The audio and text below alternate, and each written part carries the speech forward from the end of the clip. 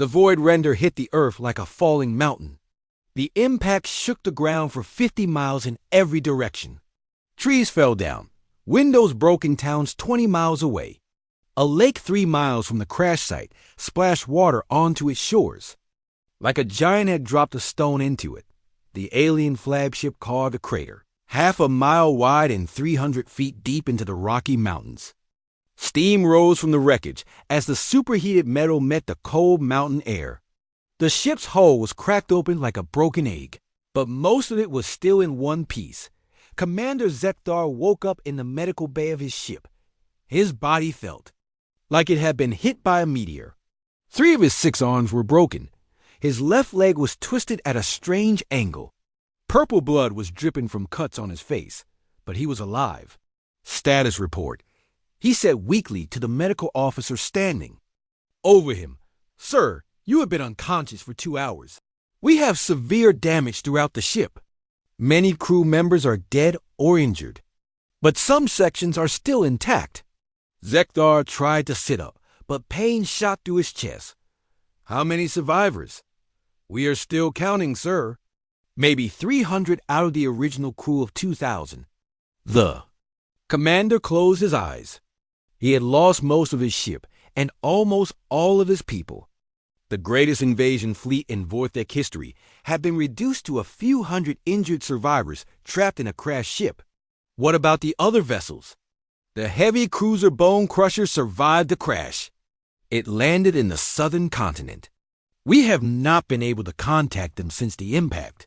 So out of 13 ships and over 15,000 warriors, only 2 ships had survived. And those survivors were stranded on an alien world with no way to leave. Outside the crash ship, human military forces were moving into position. Colonel Jake Martinez was leading a joint task force that included soldiers, scientists, and medical personnel. They approached the alien vessel carefully, not knowing what to expect. Remember, Martinez told his team, these beings crossed the stars to get here. Whatever their condition, they are more advanced than us technologically. Stay alert and follow procedures.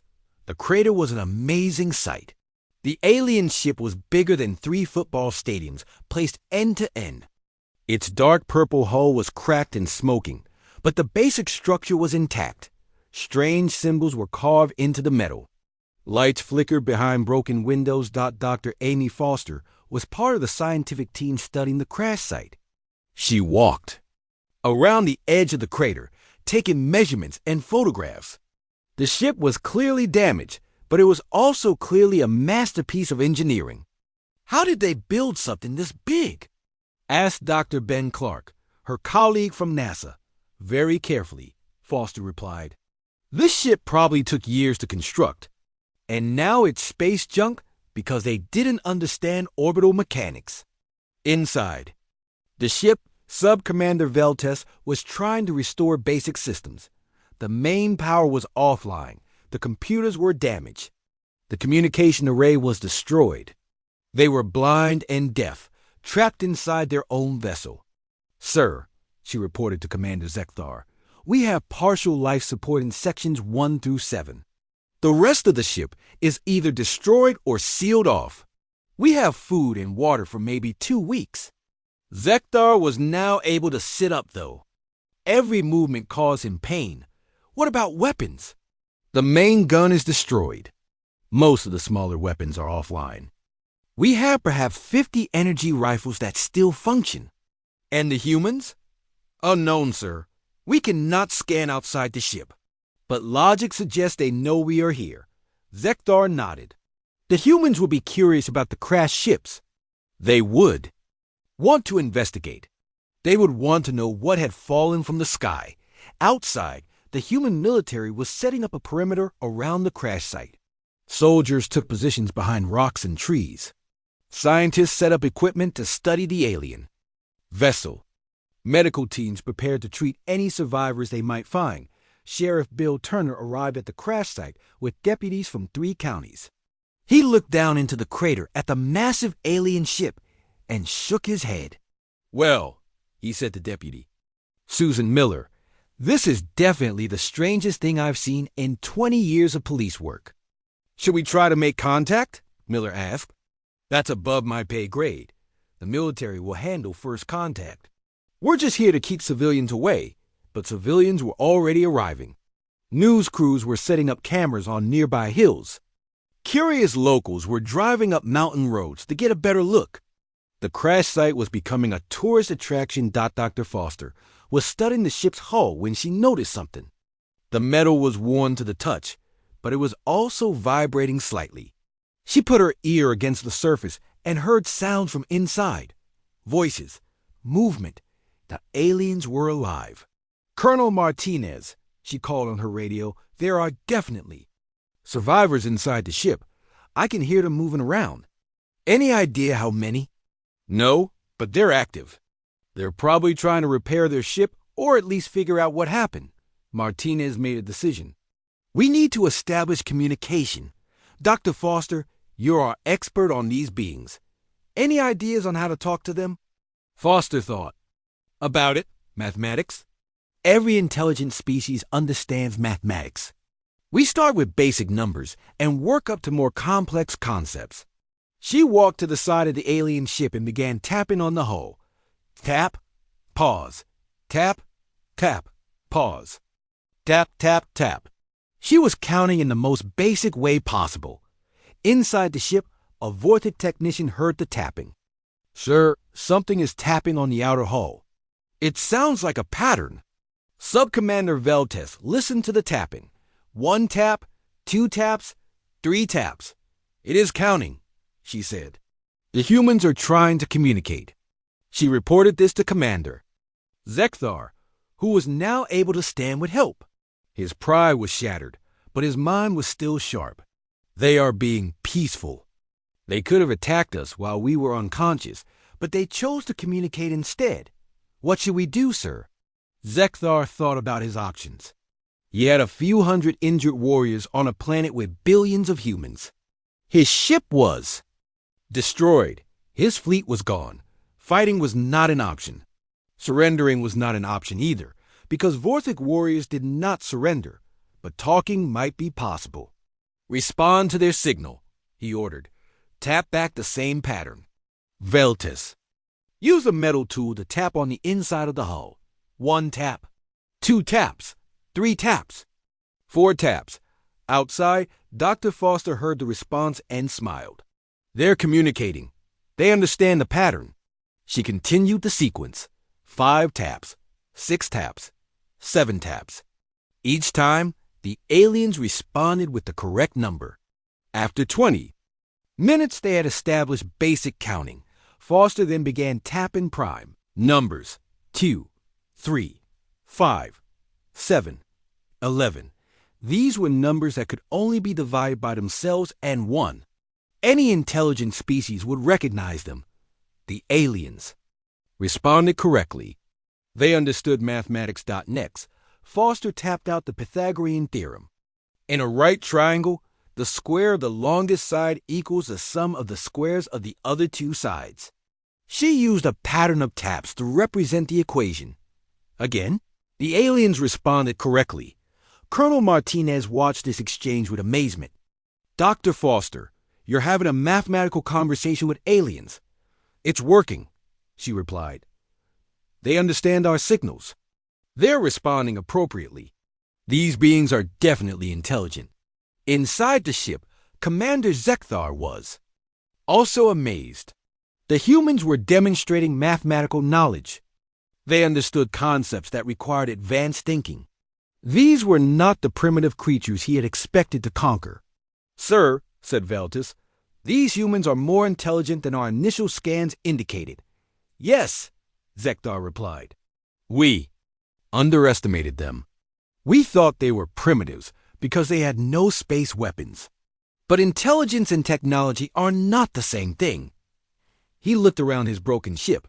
His invasion force was destroyed. His people were stranded. His empire's greatest fleet had been defeated by a planet that seemed defenseless. But maybe, just maybe, there was a way to survive this disaster. The humans were trying to communicate rather than attack. They seemed curious rather than hostile. Perhaps they could be reasoned with. Continue the communication, he ordered. Let us see what these humans want to say to us. Outside, Dr. Foster was moving on to more complex mathematics. She was teaching the aliens about Earth's measurement systems, the length of a meter, the duration of a second, the concepts they would need to have a real conversation, and slowly, tap by tap, two species that had never met before began to understand each other. The first alien ship hit Earth's atmosphere like a giant bullet made of metal and fire. Captain Corvex had been wrong about one thing. His ship, the Stellar Fang, did not break apart immediately. Instead, it became a screaming ball of flame. That could be seen from 600 miles away. Inside the ship, emergency alarms were blaring. The hull temperature was climbing past the safety limits. The outer armor was melting and streaming away like liquid metal. Corvex strapped himself into his command chair and watched his instruments fail one by one.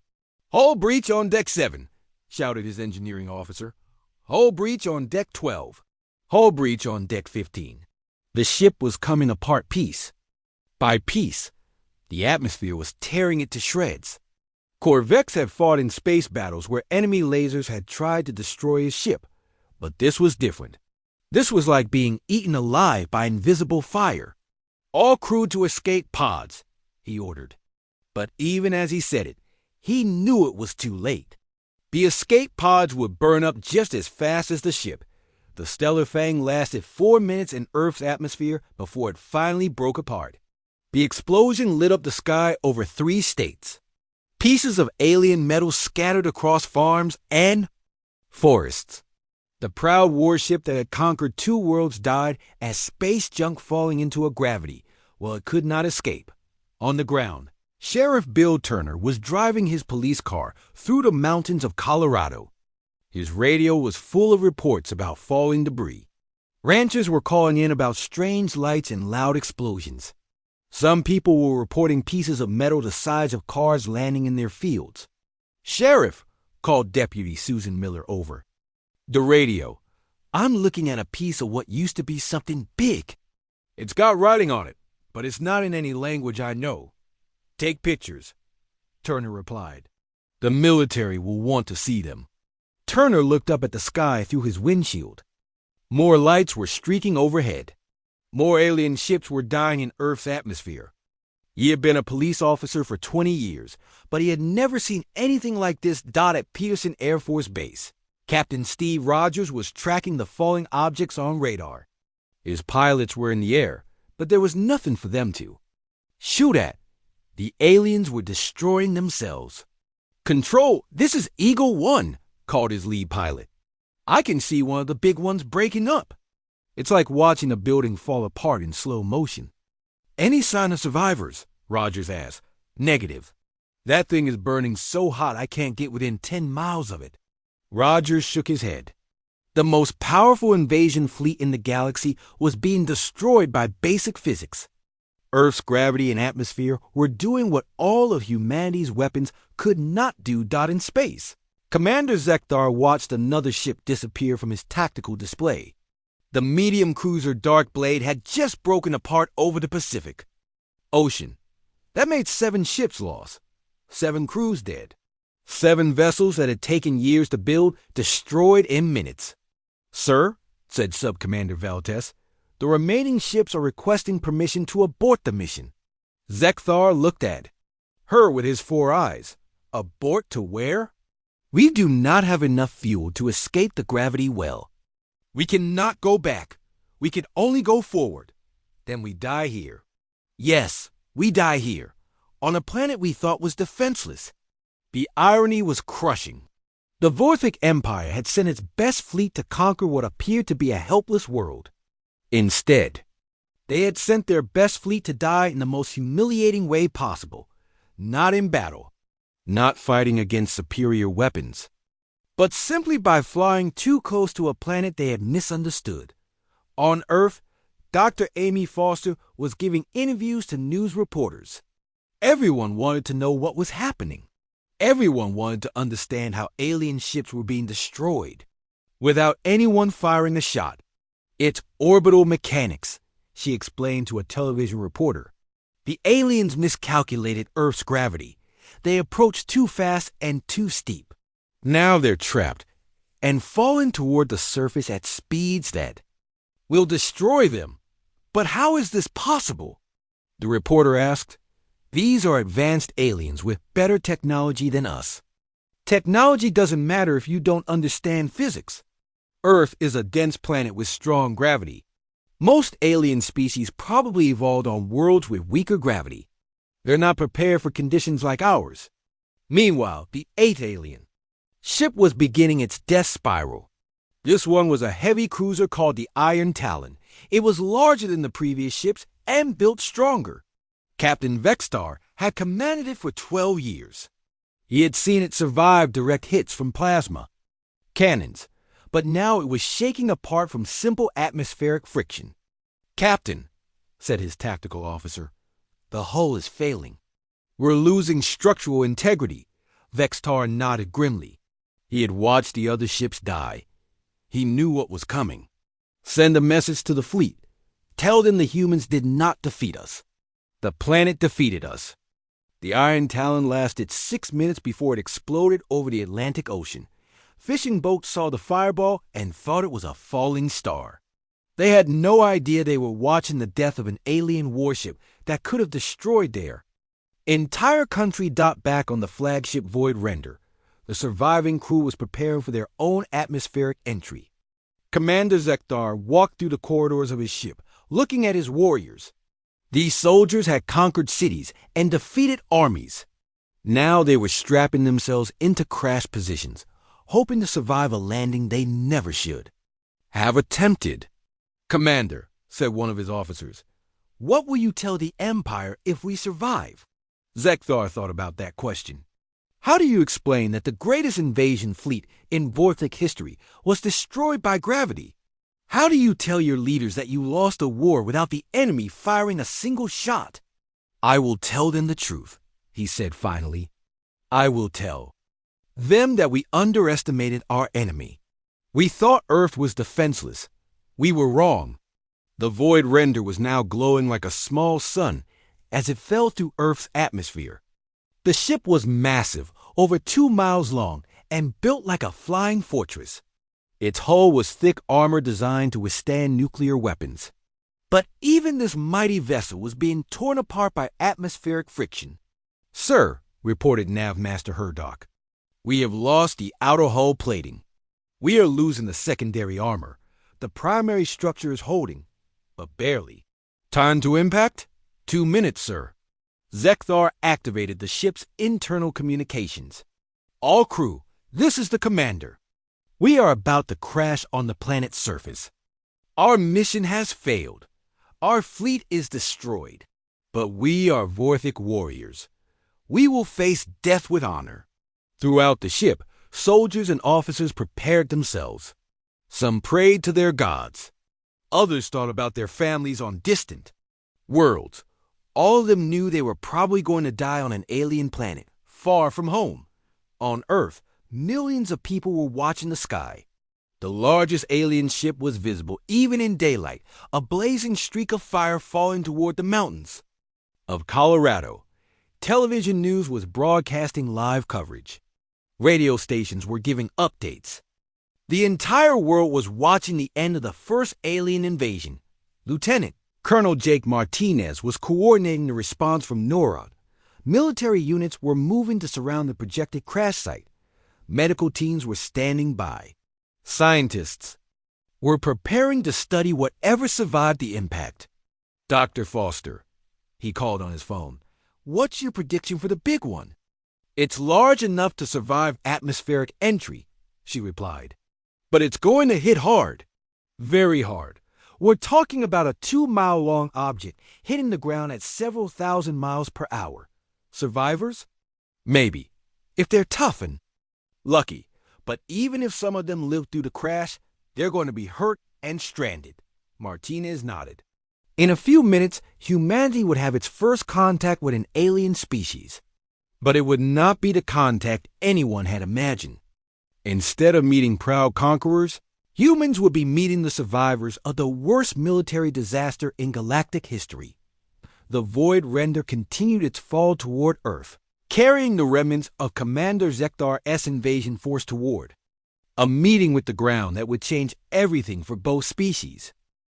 The first sign of trouble came when the smallest Vortex ship began to shake.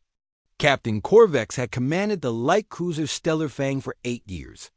He had seen battle on 6 different worlds, but he had never felt his ship vibrate like this. Engineering, what is causing these vibrations? He called into his communication device. Sir, we are experiencing gravitational stress. The planet is pulling us down faster than expected. Corvex looked at his instruments. They showed his ship descending at twice the planned speed. The gravity readings were off the charts. This small blue world was pulling on his ship like a massive star. Increase power to engines. Compensate for the additional gravity. Sir, we are already at maximum power. The gravitational pull is too strong. On the flagship Void Render, Commander Zekdar was receiving similar reports from all his ships. The fleet was falling toward Earth faster than their engines could control. The planet's gravity was like a giant trap that had closed around them. Nav Master Herdok, give me options, Zekthar ordered. Herdok's 4 hands moved quickly across his control panels. Numbers flashed on his screen. All of them were bad. Sir, we have 3 choices. We can try to break free and return to space, but we do not have enough fuel. We can try to slow our descent, but the engines cannot produce enough thrust. Or we can prepare for emergency landing. What about the other ships? The same situation, sir. We are all trapped in the gravity well. Zekthar felt his pride crumbling. The Vorthic Empire had conquered 17 worlds. They had defeated species with advanced technology and powerful weapons. But they had never faced an enemy like this. They had never faced a planet that could destroy them without firing a single shot. On Earth, Dr. Amy Foster watched her computer screen with growing amazement. The alien ships were falling exactly as her calculations had predicted. Physics was working perfectly. Gravity was doing what gravity always did, pulling objects toward the center of mass. Ben, she said into her phone, you need to see this. The alien ships are trapped in Earth's gravity well. They can't escape. How is that possible? Her colleague asked. They miscalculated. They treated Earth like a low-gravity world. But our planet is dense. We have a heavy iron core. Our gravity is much stronger than they expected. At NORAD, Lieutenant Colonel Jake Martinez was coordinating with military bases around the world. The alien ships were visible now, streaking across the sky like falling stars. But these stars were 3 kilometers long and full of weapons. Dr. Foster, he said into his phone, what's your prediction for impact? The smaller ships will hit the atmosphere first. At their current speed, they'll burn up completely. The larger ships might survive atmospheric entry, but they'll hit the ground hard. How hard? Hard enough to create craters. Hard enough to cause earthquakes, but not hard enough to destroy the planet. Martinez felt a strange mixture of relief and amazement. The most powerful alien fleet in known space was about to be destroyed by simple physics. Earth was defending itself without weapons, without shields. Without firing a single shot dart in the Vortic fleet, panic was spreading. The smaller ships were beginning to heat up as they touched the edge of Earth's atmosphere. Their hulls, designed to withstand energy weapons, were not built for this kind of friction. Captain Corvex watched his temperature gauges climb into the red zone. His ship was glowing like a coal in a fire. All crew, prepare for emergency procedures. We are going to hit the atmosphere hard. But there was no time for emergency procedures. The Stellar Fang hit Earth's atmosphere at over 30,000 miles per hour. The friction was incredible. The ship's hull began to melt. The shields that had protected it from laser weapons were useless against the heat of atmospheric entry. The first alien ship became a fireball that could be seen from half the planet. It burned like a meteor, leaving a trail of light across the sky. Then it broke apart, scattering pieces across 3 states. First ship down, reported Martinez to General Harrison at the Pentagon. It broke up in the atmosphere. No survivors. What about the others? Still coming. 4 more about to hit the atmosphere. On the void render, Commander Zekdar watched his fleet die. One by one, his ships were burning up in Earth's atmosphere. The light cruisers went first, too small to survive the incredible heat. Then the medium cruisers began to break apart. "Sir," said Sub-Commander Veltes, "we are losing the fleet." Zekdar said nothing.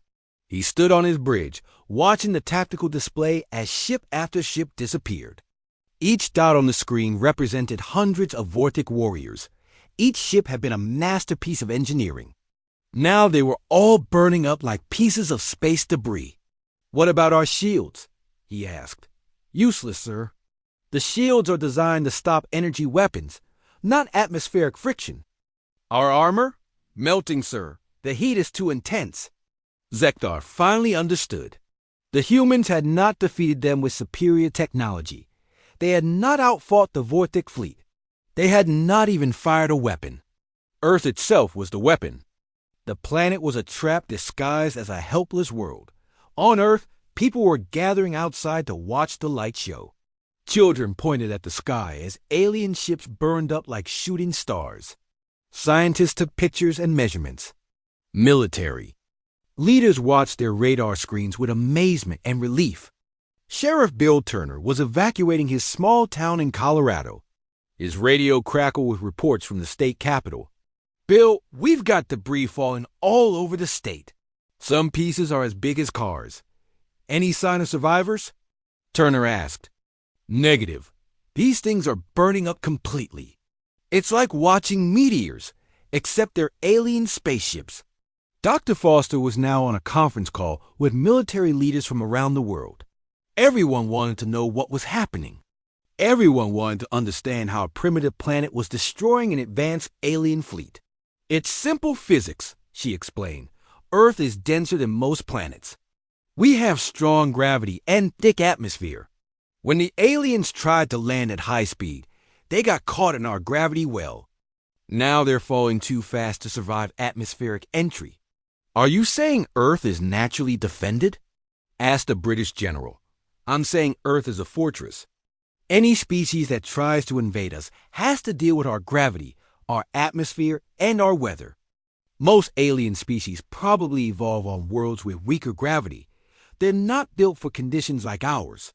As if to prove her point, another alien ship exploded in the atmosphere. This one was larger and lasted longer, but the result was the same. The ship broke apart and scattered burning pieces across the landscape. "Commander," Zekdar realized that only his flagship and 2 other ships might survive atmospheric entry. The rest of his fleet was gone. 17 worlds they had conquered. And now they were being defeated by a planet that had no space fleet, no orbital weapons, no energy shields. "Sir," said Herdock, "we are about to enter the atmosphere. Hull temperature is rising rapidly." Zekdar looked around his bridge. His crew was working frantically to save the ship. But he could see the fear in their eyes. They all knew they were probably going to die. "Prepare for emergency landing," he ordered. All crew to impact positions. The void render hit Earth's atmosphere like a falling mountain. The ship's hull glowed white-hot. Pieces of armor began to break off. The proud flagship of the Vorthok fleet was being torn apart by simple atmospheric friction. But the ship was large and well-built. It survived the first few minutes of atmospheric entry. Zekdar felt his ship shaking apart around him, but they were still alive. They were still falling toward the surface. "Impact in 3 minutes," reported Herdock. Zekdar activated the fleet communications one last time. "All ships, this is the commander. We have been defeated by the planet itself. Earth is not defenseless. Earth is the defense." The message was cut short as the communication array burned away. The void render continued its death spiral toward the surface, carrying the last survivors of the Vorthok invasion fleet toward their final meeting with the gravity that had destroyed their empire's greatest fleet. On Earth, people watched the largest fireball streak across the sky. They did not yet know that it contained living beings. They did not know that inside that burning ship, an alien commander was learning the hardest lesson of his life. Sometimes the greatest weapons are the ones you cannot see. Sometimes the strongest. Defenses are built into the very ground beneath your feet. The 13 ships of the Vorthek fleet began their descent toward Earth. Their hulls gleamed dark purple in the sunlight as they moved through space. Each ship was over 2 miles long and carried enough weapons to destroy a small moon. Commander! Zekdar stood on his bridge, watching Earth grow larger on the main screen. Time to atmospheric entry? He asked. 6 hours at current speed, replied Navmaster Herdok. We are approaching at optimal velocity for invasion. Zekdar nodded. Everything was going according to plan. The humans below had no idea what was coming. Soon, their primitive world would belong to the Vorthek Empire. On Earth, deep inside a mountain in Colorado, Lieutenant Colonel Jake Martinez stared at his radar screen. He had been monitoring orbital debris for 12 years, but he had never seen anything like this. 13 massive objects were moving toward Earth in perfect formation. Sergeant Wong, he called to his communications officer. Are you getting anything from these contacts? Sergeant Lisa Wong adjusted her headset and tried different frequencies. Nothing, sir. I've tried radio, microwave, even light signals. They're not responding to anything. Martinez picked up his red phone. It was a direct line to the Pentagon. General Pete Harrison answered on the first ring. General, this is NORAD tracking station. We have 13 unknown objects approaching Earth. They're big, sir. Each one is larger than the International Space Station. There was silence on the line. Then Harrison spoke. How big? Approximately 3 kilometers long, sir. They're in formation and moving fast. ETA to low Earth orbit is 6 hours. Are they natural objects? Asteroids? No, sir. They're moving in a controlled pattern. These are definitely artificial. Harrison was quiet for a moment. I'll contact the president. Keep tracking them and report any changes. Martinez hung up and turned to his team. I want continuous monitoring. If these things so much as twitch, I want to know about it. At the same time, 3,000 miles away in California, Dr. Amy Foster was working late at the Jet Propulsion Laboratory. She was studying asteroid trajectories when her computer flagged something unusual. 13 objects were approaching. Earth at high speed. She pulled up the tracking data and frowned. The objects were moving too fast for their approach angle. Their trajectory was too steep. She ran the numbers through her computer again, but the result was the same. This doesn't make sense, she said to herself. Dr. Foster had studied orbital mechanics for 15 years. She knew how objects moved in space. She knew the math. And according to the math, these objects were approaching Earth all wrong. She picked up her phone and called her colleague at NASA. Ben, you need to look at these incoming objects. Something's not right about their approach vector. What do? You mean? Ben asked. They're coming in too fast and too steep. If they maintain this trajectory, they're going to hit the atmosphere like bullets. Maybe they know what they're doing? Or maybe they don't understand Earth's gravity well. Meanwhile, in the Vorthek fleet, the ships continued their approach. The crews were relaxed and confident. They had done this many times before. Land on a planet. Eliminate any resistance. Claim the world for the Empire. Sub Commander Veltes walked through the corridors of the Void Render, checking on the troops. Vorthek soldiers stood at attention as she passed. They wore black armor and carried energy weapons. Each soldier was 7 feet tall and had 4 arms. They looked like they could tear a human in half without trying. Are the landing shuttles ready? She asked the loading officer. Yes, Sub-Commander. All shuttles are loaded and ready for deployment. The troops are eager for battle, Veltus smiled. There will be no battle. These humans are too primitive to fight us. This will be more like a cleanup operation. She returned to the bridge to find Commander Zekthar studying star charts. He looked up as she approached. Sub-Commander, have you reviewed the human settlements? Yes, sir. They have large cities with millions of inhabitants. No defensive barriers around them. No shield generators. They are completely exposed. Zekthar pointed to the screen showing Earth. We will land here, in the center of their largest continent. From there, we can control their major population centers. What about their government, sir? They have many different governments. Small tribes fighting among themselves. They will surrender quickly once they see our power. Back on Earth, the tracking stations around the world were picking up the approaching objects. In Russia, China, Britain, and other countries, military leaders were making urgent phone calls. The objects were too large to be natural and too organized to be accidents. At Peterson Air Force Base in Colorado, Captain Steve Rogers was briefing his pilots. We have 13 unknown objects approaching Earth. They're not responding to communications. We need to be ready for anything.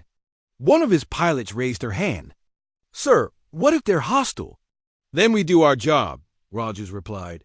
We protect our country and our people. Dr. Foster was still working on her calculations when her phone rang. It was General Harrison from the Pentagon. Dr. Foster, I understand. You have concerns about these objects? Yes, General. Their approach trajectory is wrong. They're coming in too fast and too steep for a controlled landing. What does that mean? It means they're going to hit our atmosphere at orbital velocity. When that happens, they'll burn up like meteors. Are you sure? I've run the numbers. 5 times. Unless they change course soon, they're going to crash. Harrison was quiet for a moment. Dr. Foster, are you saying these aliens are about to make a mistake? I'm saying they don't understand Earth's gravity. Our planet is denser than most worlds. We have a strong gravitational field and a thick atmosphere. If they try to land at this speed and angle, physics will kill them. In space, the Vortic fleet continued its approach. The ships were now close enough to see Earth's surface features. Commander Zekthar could make out the continents and oceans. He could see the lights of human cities on the night side of the planet. Beautiful world, he said to Valtes. It will make a fine addition to our empire.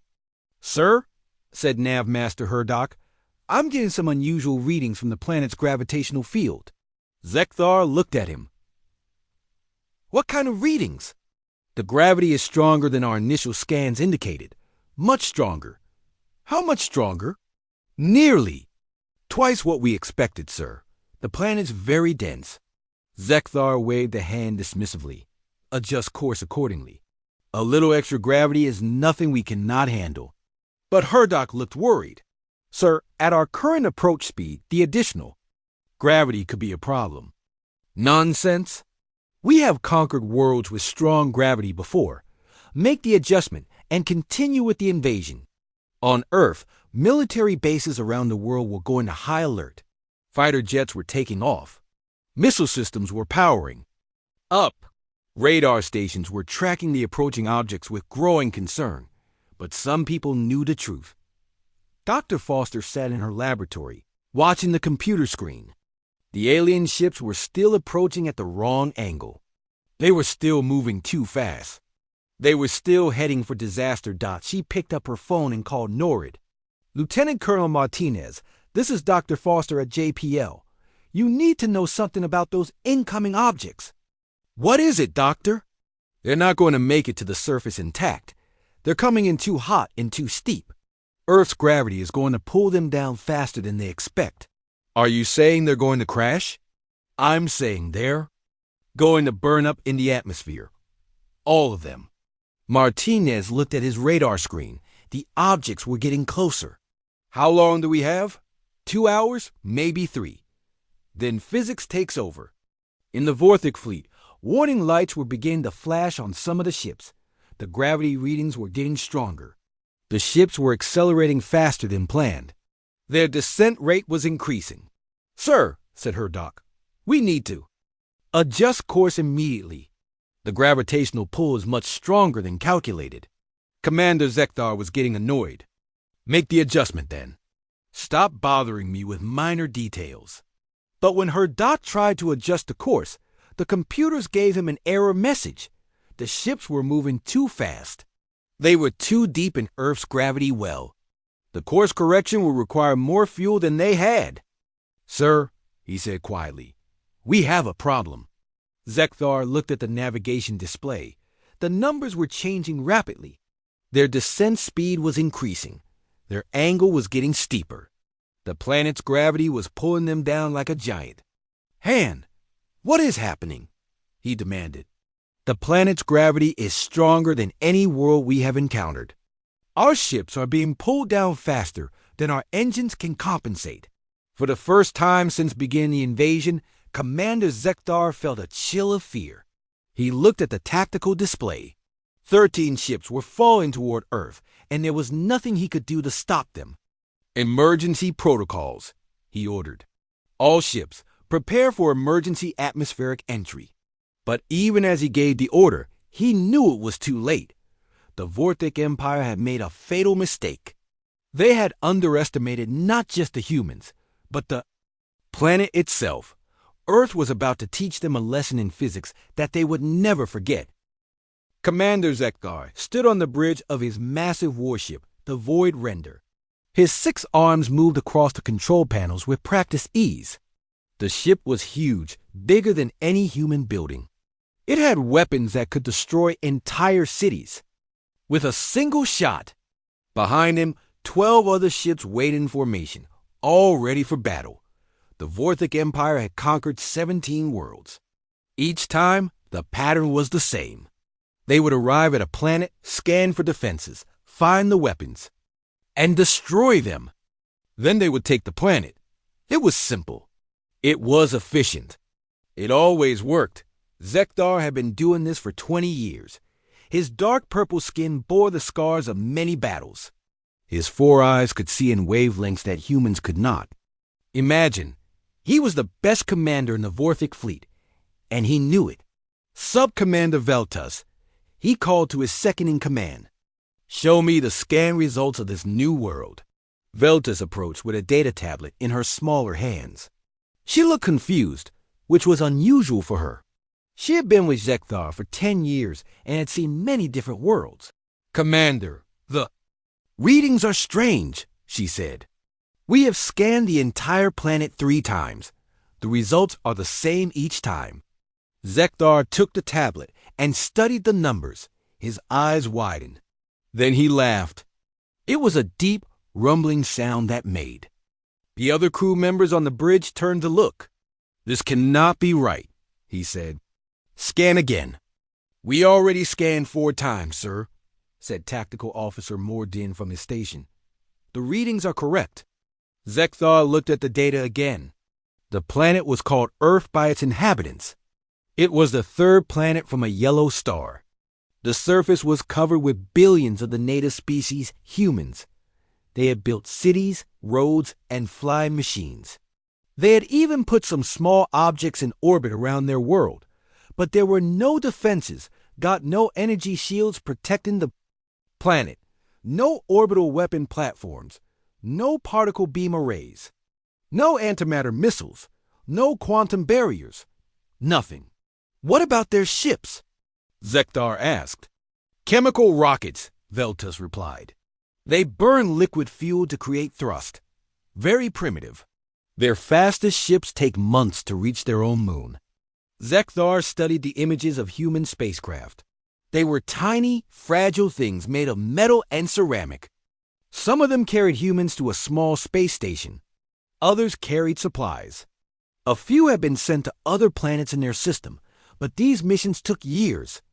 What about their weapons? He asked. Kinetic projectiles, Mordin answered. They fire small pieces of metal at high speed. Some use chemical explosives. Their largest weapons split atoms to create explosions. Zekthar nodded. Nuclear weapons were dangerous to primitives, but his ship's shields could absorb the energy easily. The humans might as well throw rocks at his fleet. Their defensive installations? He asked. Concrete and metal barriers, Veltus said. Some are underground. They have no energy fields, no force barriers, just physical materials. The commander walked to the main viewing screen. Earth hung in space before them, blue and white and beautiful. Clouds swirled over the continents. The night side sparkled with millions of lights from human cities. It looked peaceful. It looked helpless. In all our battles, Zekdar said slowly, we have never found a world with no defenses. Even the most primitive species have energy shields or orbital platforms. Perhaps they are hiding their true capabilities, suggested Nav Master Herdok from his station. Zekdar shook his head.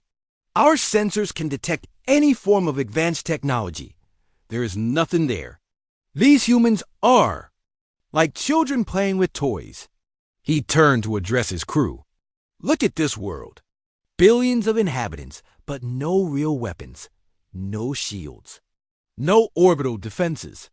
They have spread across their planet like insects, but they cannot protect themselves. The bridge crew gathered around the viewing screen. They had all seen many worlds, but never one like this. Usually, approaching a populated planet meant preparing for battle. Enemy ships would rise to meet them. Planetary shields would activate. Weapon platforms would target their fleet, but Earth was silent. No ships rose to challenge them. No weapons locked onto their position. No warnings were transmitted. The humans seemed unaware that death hung in space above them. Sir, said communications. Officer Dekala, we are receiving many signals from the planet. Radio waves, television broadcasts, data transmissions. They are not encrypted. The humans are not even trying to hide their communications. Zekthar laughed again. Show me. The main screen flickered and showed images from Earth. Humans walking in cities. Humans driving vehicles. Humans playing games. Humans eating food. They looked so ordinary, so weak. They had no armor, no weapons, no protective gear. They were just soft, fragile creatures living their simple lives. They do not even know we are here, Veltus observed. Of course they do not, Zekdar replied. Look at them. They are focused on their daily activities. They have no idea that a superior species is watching them. He studied the tactical display. Earth had one large moon, which could provide some cover for landing operations. The planet had several large continents separated by oceans. The humans had built their cities along coastlines and rivers. They had farms and factories and roads connecting everything. It was perfect for conquest. Sir, said sensor operator Kaveth, we have detected their military installations. They have weapons, but they are all surface-based. Short-range missiles, aircraft, ground vehicles. Nothing that can reach space. Zekthar nodded. Standard primitive defenses. Designed to fight other primitives, not spacefaring species. He walked back to his command chair and sat down. His mind was already planning the invasion. It would be the easiest conquest in Vortic history. No space battle. No orbital bombardment needed. They could simply land their ships and take control. Sub-Commander, he said to Veltes, prepare the fleet for immediate invasion. Set course for the planet. We will establish our landing zones on the largest continent. Sir, Veltes said, should we not follow standard protocol? Issue a demand for surrender first? Zekdar waved one of his arms dismissively. Why waste time? They cannot resist us. They have no weapons that can harm our ships. We will simply take their world. He stood up and addressed his crew. This will be remembered as the day the Vortic Empire gained its easiest victory. A world of billions, conquered without firing a shot. Prepare for glory, warriors, the crew cheered. They had fought hard battles on other worlds. They had lost friends and ships to enemy weapons. But this time would be different. This time, they would face no resistance. Zekdar activated the fleet communications. All ships, this is the commander. We are proceeding with immediate invasion. Of the third planet, set your course for atmospheric entry. Target the northern continent for initial landings. Victory will be ours within one rotation. Across the fleet, ship captains acknowledged the order. Engines powered up. Weapons systems activated, though they probably would not be needed. Navigation computers calculated entry trajectories. 13 ships of the Vorthic invasion fleet began their approach to Earth. Their crews prepared for another easy conquest. Their commander smiled as he watched the helpless blue world grow larger on the screen. None of them noticed the warnings in their navigation computers. None of them paid attention to the gravitational readings. None of them realized that sometimes the greatest defenses are the ones you cannot see. Earth waited for them, patient and deadly, ready to teach the Vorthic Empire a lesson they would never forget. Alex walked to the front of the conference room, his notebooks clutched tightly in his hands. 37 pairs of alien eyes watched him, some curious, others doubtful, and a few looking amused by the situation. He had never felt so nervous in his life. "Thank you all for coming," Alex began, his voice shaking slightly. "I know my approach to the formula is unusual. I'm not asking you to believe everything I say. I just want to share what I've observed." Dr. Vex had activated a large display screen that showed the Vorthin formula. The complex symbols floated in the air, as mysterious as ever. Alex looked at them and remembered his dream, how alive and musical they had seemed. For 300 years, everyone has approached this formula as a pure mathematical problem, Alex said. You've used logic, calculation, and computational power. These are the right tools for most equations, but I think the Vortins created something different. An Altarian scientist, Dr. Zarn, interrupted. What could be different about mathematics? Numbers are numbers, regardless of which species created them. Alex opened his first notebook. That's what I thought too. But then I started noticing patterns that reminded me of things from my home planet. Look at this symbol progression here. He pointed to a section of the formula. The relationships between these symbols follow the same ratio that appears in flower petals, in seashells, in the spiral arms of galaxies. Dr. Kest's crystal form sparkled. You speak of the golden ratio. We are familiar with this mathematical relationship. Yes, but you see it as just a number. On Earth, we learned that this ratio appears everywhere that life grows naturally. What? If the Vorthins built their formula to grow like a living thing instead of calculating like a machine? Murmurs filled the room. Some aliens seemed intrigued. Others skeptical. Alex turned to another page in his notebook. There's more. Listen. To the sequence of symbol values. You read off a series of numbers that corresponded to different parts of the formula. These numbers, when converted to musical notes, create a harmony that follows the same patterns as classical Earth music. Music? Dr. Roll's massive brain pulsed with thought. You believe mathematics can be heard? The Vorthins might have, Alex said. What if they were trying to create harmony, not just calculation? What if their formula is meant to be beautiful as well as functional? For the next hour, Alex shared his observations. He showed how the formula's structure resembled poetry, with rhythm and flow. He explained how certain symbol combinations followed patterns found in art and nature. He described his dream, where the formula had come alive and told him its story. The alien scientists listened with growing interest. Even the skeptical ones seemed fascinated by Alex's unusual perspective. But when he finished his presentation, the room fell silent. Finally, Dr. Vex spoke. Dr. Carter, your observations are ...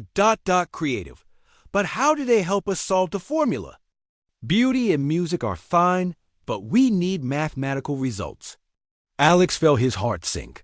He had shared everything he had discovered, but he still didn't have a concrete solution.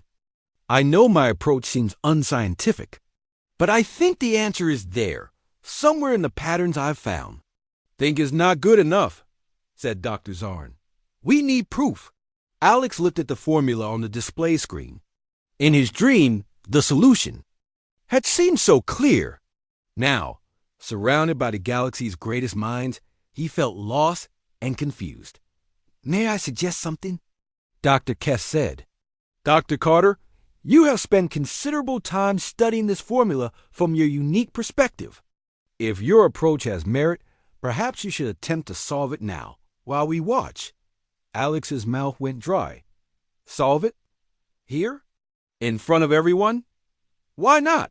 Dr. Vex said. You have your notebooks, your observations, your insights. Show us how human thinking can succeed where our logic has failed. Alex wanted to refuse. The pressure was enormous, and he had no guarantee that his approach would work. But as he looked at the formula, something from his dreams stirred in his memory. The symbols weren't enemies to be defeated. They were a puzzle that wanted to be. Solved. All right, Alex said quietly. I'll try. He approached the display screen and began to work.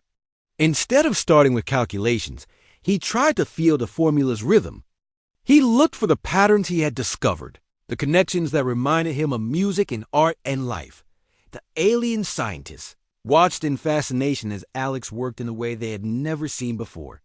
Instead of writing equations, he sketched diagrams showing how different parts of the formula related to each other. Instead of calculating step by step, he made intuitive leaps based on the patterns he had observed. There, Alex said, pointing to a section of the formula. This part wants to spiral, like a galaxy or a seashell.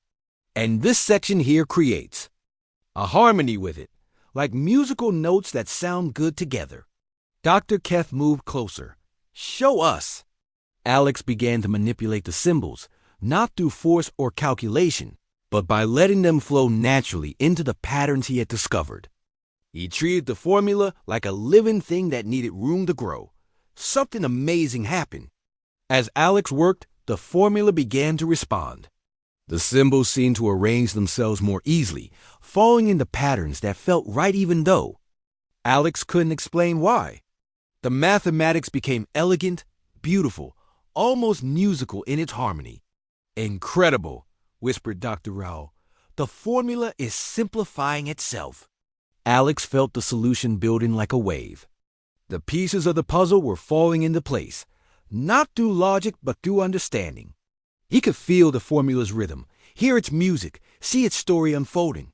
And then, suddenly, it was done. The display screen filled with light as the solved formula revealed its secret. Energy readings appeared that were beyond anything the scientists had ever seen. The ancient Vorten equation had finally given up its mystery. The room erupted in chaos. Alien scientists rushed to their instruments, confirming and reconfirming the results. The solution was real, the energy output was massive, and the implications were staggering. Dr. Vex stared at the screen in disbelief. In 10 minutes, you solved what we couldn't solve in 3 centuries. Alex collapsed into a chair, exhausted and amazed. I don't think I solved it. I think I just helped it solve itself. Dr. Kest's crystal form was pulsing with excitement. The energy pattern follows your golden ratio observations. The formula generates power in spirals, like a living galaxy. And listen to this, added Dr. Ryle, converting the energy output to sound waves. The solved equation produces harmonics. It literally sings as it creates energy. Alex smiled, remembering his dream. The Vortens had created something wonderful, a formula that was mathematics and art combined, a solution that was as beautiful as it was powerful. How did you know? Dr. Vex asked. How did you see what we miss? Alex looked around the room at the brilliant alien minds who had become his colleagues rather than his superiors. I think you were all too smart, he said. You approached the problem with pure logic, but the Vorthens weren't purely logical beings. They were artists too, Dr. Keth chimed thoughtfully. So they hid an artistic solution inside a mathematical problem. And it took a human to find it, Alex said, because humans learn to think with both logic and intuition. We're not the fastest thinkers in the galaxy, but maybe we think differently enough to see what others miss. The solved formula continued to glow on the screen, beautiful and powerful and impossible to ignore. Alex had done what no one thought could be done, and he had done it by being human.